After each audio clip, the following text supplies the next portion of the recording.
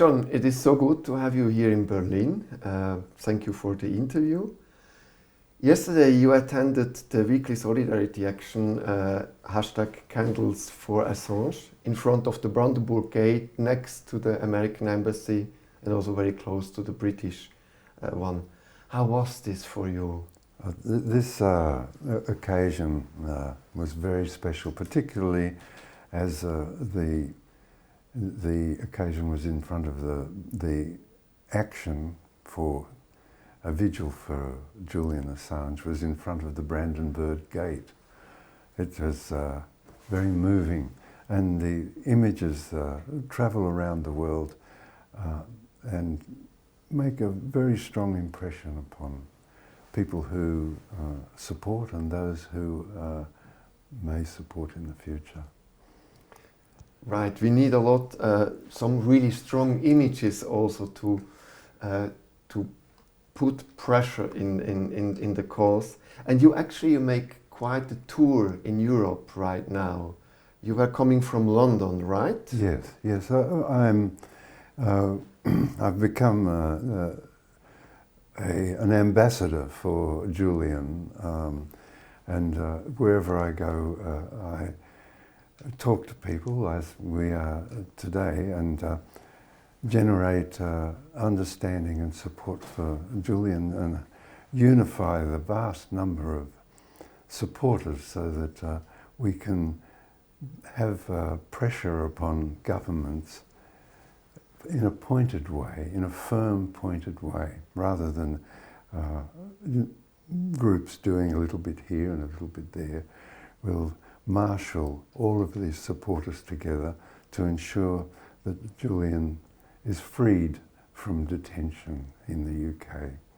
I'd like to add that there were 3 mirror events of the vigil last night at Brandenburger Gate. So there was one in Düsseldorf, which was successful, one in Frankfurt, was equally successful, and one in Cologne. So last night there were 4 vigils for Assange. When did you talk last time to Julian? I saw Julian the day before yesterday in the afternoon. The visiting hours are 2 to 4. For the last 50 weeks, Julian was allowed 2 social visits per month of 2 hours length. As you can imagine, those visits are really precious, as the balance of the time, 22 hours per day, Julian spends in confinement in his cell, a solitary confinement. This is a punishment upon punishment upon punishment for a man who has committed no crime whatsoever. And how he's holding up, I mean, how he deals with this. I mean, this isolation, which now is much worse, but it goes on for years. Well, I don't know. I don't know how he manages. It's extraordinary that he ran such powerful campaigns for WikiLeaks and at the same time was isolated completely from human discourse. No, it's extraordinary. Nils Mezler, the UN rapporteur on torture, visited Julian with 2 medical experts in Belmarsh prison. I just add that Belmarsh prison is a maximum security prison, and Julian is a grade B prisoner in a maximum security prison for a man who hasn't hurt anybody and has created no offence to any human being, no physical offence, and is a gentle nature but a very strong integrity and intellect. Now, this is cruelty stacked on cruelty. But Nils Mezler said that Julian shows all of the aspects, symptoms of torture, psychologically and physically, for this ceaseless, ongoing isolation of a It's just beyond cruel. It's malice. I think it's malice. And if we are not careful, it'll turn to tragedy. It must be very hard also for you to see what is happening to your son and how he is punished for his good actions. But okay, the human side is very clear, but let us remind our viewer, beside of this, what is the significance above the human tragedy for every one of us? What is happening with Julian Assange? Well, for us, there's two very clear aspects.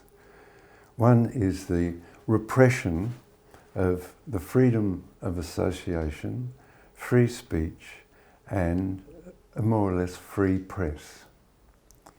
The repression of Julian and its ramifications throughout the world.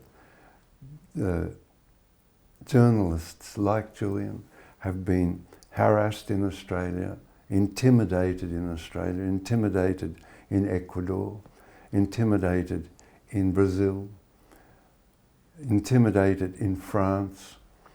So Julian's, coinciding with Julian being dragged out of the Ecuadorian embassy by 7 policemen, worldwide there appears to be an opportunity to repress journalists and press freedom and freedom of association.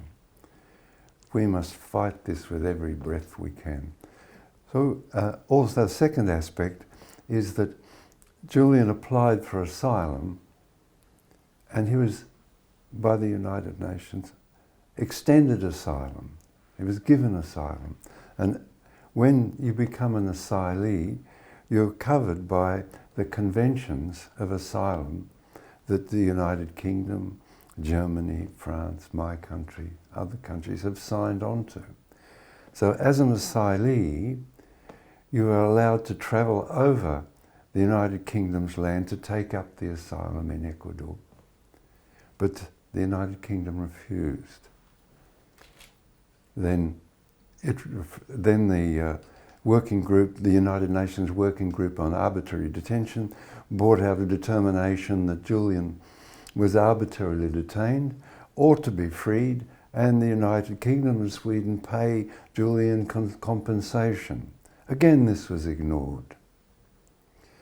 Then Julian was dragged out and arrested. It's not possible to arrest an asylee given asylum under the conventions of the United Nations, which the United Kingdom is signatory to. It's not possible to arrest Julian for bail breaking. Yet the United Kingdom went ahead and sentenced Julian to a harsh sentence of 50 weeks for a minor thing in a maximum security prison for 50 weeks, which expired on the 1st of October. So that second one is something we ought to defend. It's a benefit to all nations and all of us. First is press freedom, freedom of association, freedom of speech. The second is the conventions that all nations signed on to, governing asylum and asylees. I think it's very important also to be aware how much Julian risked for us. I mean, he didn't do this for any personal benefit. He did it really for us, and now he is in this situation. Yes, and I think, despite of a very broad smear campaign against him, he has a lot of sympathy all over the world.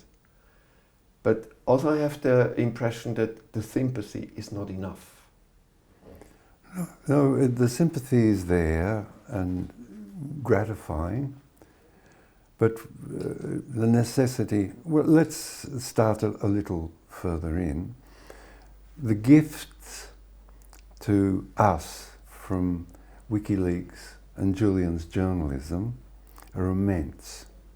There are many, many examples. For example, the Cablegate allows us to see how our geopolitical world, how our nation falls into and is constructed within the American empire. It allows us to see who takes the bribes. It allows us to see those that are sordid, treacherous, and at the same time those that are not. It allows us to, in the case of Chagos Islanders, to go to the International Court of Justice and pursue justice because they were taken from their homes. 3,000 Chagos Islanders were taken from their homes and dumped in Mauritius so that the United States could build an Air Force base at Diego Garcia and launch B-52s there to bomb and destroy Iraq. War crime after war crime exposed. The dumping of toxic waste by Trafigura at the east coast of Africa, destroying the livelihood of coastal villages. Crime after crime. These are immense gifts to all human beings, exposing the crimes of government and corporations. So Julian has given, and WikiLeaks have given, a tremendous gift to all of us. And so doing, it is our obligation to ensure that the ongoing prosecution and persecution of Julian stops now. I agree completely, but I go back to my initial question. Yes. Is this expression of sympathy, which we see all over the world, enough? No, we must pursue our governments to right this wrong, because it is of the benefit to those governments and our nation and the people within.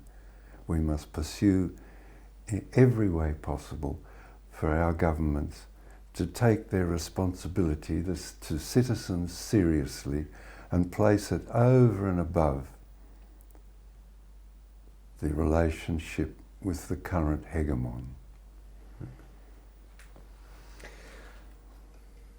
One question about your government, about the Australian government. I think you have been in conversation at a certain point with the Foreign Ministry of Australia, and there seems to be a possibility that they try to bring Julian home. Is there seriously a political will? We had Foreign Minister Julie Bishop, under the Prime Ministership of Malcolm Turnbull of Australia, raised Julian's matter with Jeremy Hunt, the Chancellor, Foreign Minister of the United Kingdom. A week later, Foreign Minister Bishop, Australian Foreign Minister Bishop, raised the matter with Secretary of State Pompeo in California. Pompeo, of course, said he wasn't interested. Jeremy Hunt was, dodged the issue. So that now we have a different government, and I don't know the attitude of our government quite yet. But within Parliament, we have growing support. That's parliamentarians across party supporting us. So we will, in a short while, be able to force our government to take its responsibility to citizen Assange, Australian citizen Assange, seriously, and assist us to bring this cruelty to Julian to a firm end. You're now here in Berlin for a few days. What expectations are towards the German government, or do you have any support from parliamentarians here in Germany? Yes, we have some support. It's a very large parliament, over 700. So it's difficult for us to get around in 2 days. And it's a holiday today, but we will be back.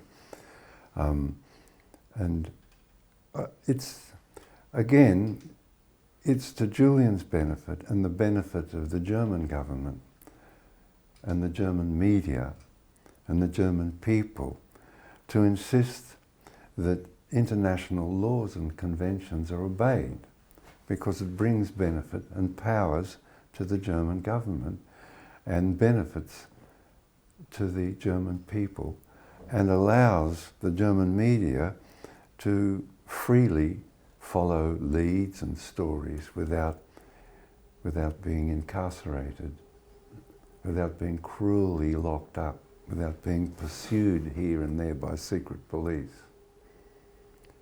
So it's to their benefit to act to ensure that Julian's persecution ends. Their benefit and their responsibility. And if I may go further, obligation. Yes. Yeah. For you're touring, as we said in the beginning, in Europe. For how long you will stay in Europe? I'll stay in. Julian has lots and lots of friends in Berlin, many friends, and who have worked with Julian closely in the Computer Chaos Club. Friends. So I stay in Europe until Julian and I and his family can come to Berlin and thank the friends and thank the parliamentarians personally. That's how long I'll stay in Europe. Very nice. Is there anything you would like to add which you didn't have the possibility to say? Oh, well, just that together we will win this. That there's no doubt.